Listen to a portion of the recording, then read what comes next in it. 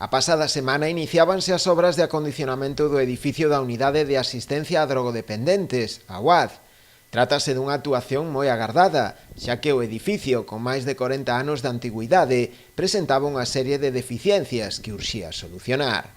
Para poder acometer a obra, cun orzamento de máis de 361.000 euros, o Concello botou man dunha subvención do Instituto Galego da Vivenda e do Solo para o acceso ao Fondo de Cooperación para o apoio e financiamento de actuacións e rehabilitación e conservación de patrimonio construído en concellos de menos de 50.000 habitantes. É unha obra moi importante que ven con fondos da Xunta de Galicia e que o que vai a facer é que toda a envolvente exterior, todos os problemas que tiña de filtracións pois sean mellorados e superados e que, polo tanto, podamos ampliar o que é as instalaciones e os servicios que ali damos. Entre outras cuestións, o proxecto de rehabilitación permitirá levar a cabo a sustitución da cuberta, a reparación das gretas da fachada e o revestimento exterior do edificio co sistema SATE para mellorar as súas condicións térmicas.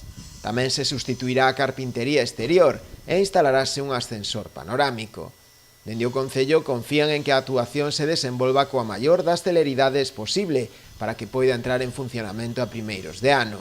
Segundo o alcalde, esta actuación é só un exemplo máis do grande esforzo inversor que está a realizar o Concello nestes momentos. Este simplemente é un exemplo do grandísimo esforzo que estamos facendo en instalacións municipales.